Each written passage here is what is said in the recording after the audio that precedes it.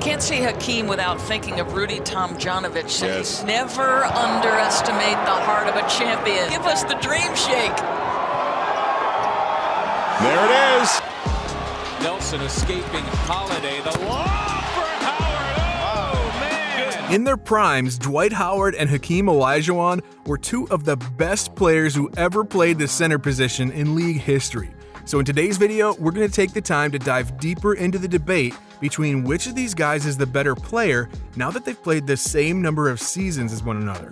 Let's start this video off by covering the category of total stats.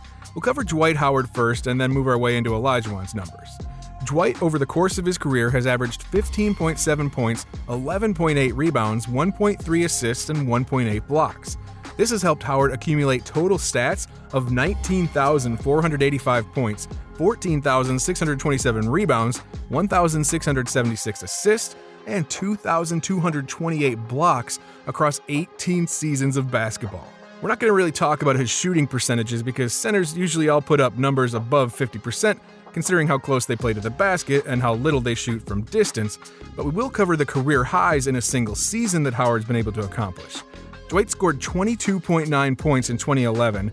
In 2012, he grabbed 14.5 rebounds per game. And in 2007, he had 1.9 assists, and then in 2009, he averaged 2.9 blocks per game. When you combine all those numbers, that would actually make for one ridiculously strong season overall. Now, as for his counterpart in this argument, Hakeem the Dream, he's put up much better career stats. Olajuwon averaged 21.8 points, 11.1 rebounds, 2.5 assists, and 3.1 blocks per game over his career. He has surprisingly fewer rebounds, but wins the debate everywhere else. Now, when it comes to his totals, Hakeem had 26,946 points, 13,748 rebounds, 3,058 assists, and 3,830 blocks. Once again, all of those are better except for the rebounding stat, which is just a slight decline. And then finally, Hakeem's career highs in a season go as follows: 27.8 points in 1995, 14 rebounds per game in 1990, 3.6 assists in 94, and 4.6 blocks per game in 1990. So at the end of the day, this category has got to go to Hakeem without much of a question. His numbers are across the board better except for those rebounds, but even then, Howard really doesn't have him by much when it comes to rebounds per game over the course of his career and his totals. Win. Now, usually in these head-to-head videos, we like to dive deeper into the matchups they had against one another to try and get some more information about how these two are comparatively. However, these two dudes played in completely different periods of time, so unfortunately, we never got to see Dwight Howard square off with Hakeem Olajuwon on the court, and we never will, which does make this comparison a little bit harder when we're talking about who's the better player. So we're going to move past that and we come into the accolades category. This is where these two guys really light it up. Let's start with Howard. Howard's been able to win an NBA championship with the Los Angeles Lakers as a role player on a team with LeBron James and Anthony Davis.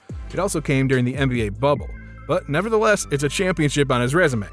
Howard has also been included on an All-NBA team 8 times throughout his career, with 5 of them putting him on the first team. He's also been included in 5 all-defensive teams, 4 of them having him listed on the first team there.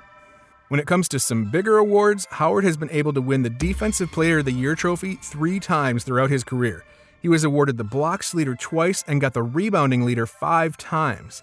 Now, for those who aren't aware, being listed as a leader for a category means that you had the most in the league for that given year.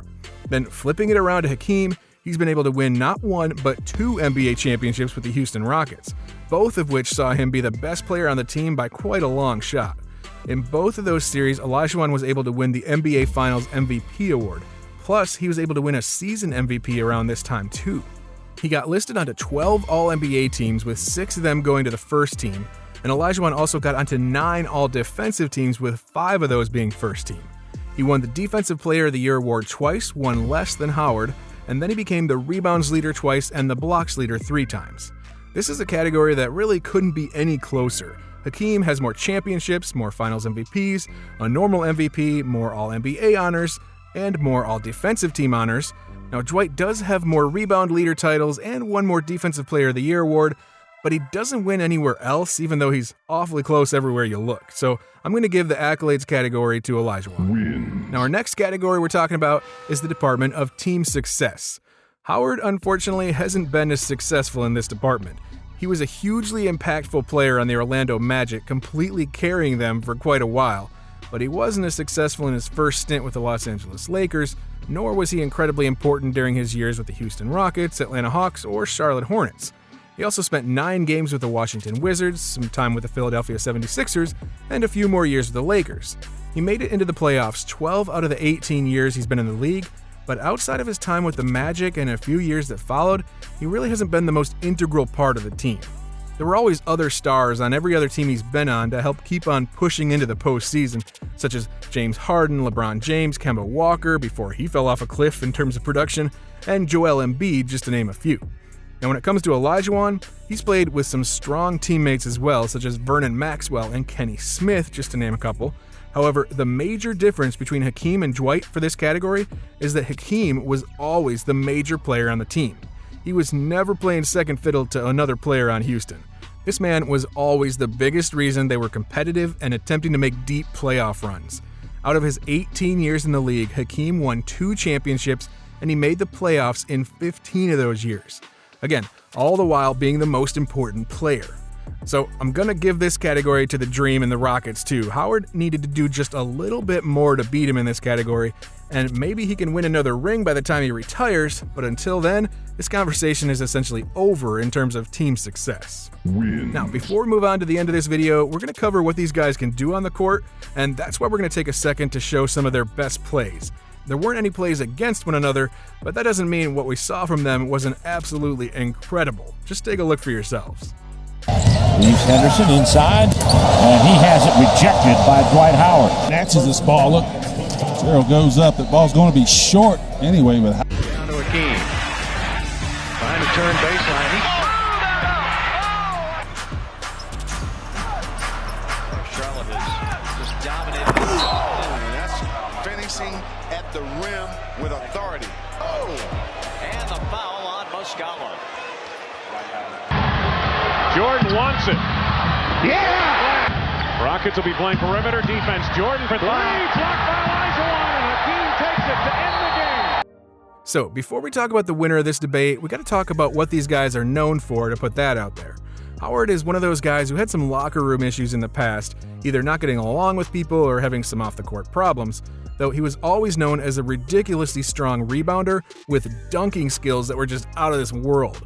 Now as for the Dream, he was known for his legendary shake and bake at the rim that he always used to do, which you saw earlier against David Robinson. He was also known to be one of the most dominant centers of all time, who genuinely proved too much for great players such as Shaquille O'Neal, who admitted that he had a tough time defending him.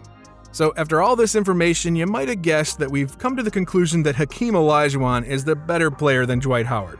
This might seem like a little bit of an easy option, but the numbers prove to be a little bit closer than we originally thought it would be. So let us know down below whether or not you expected this outcome, or if you thought that Hakeem would just blow this matchup away.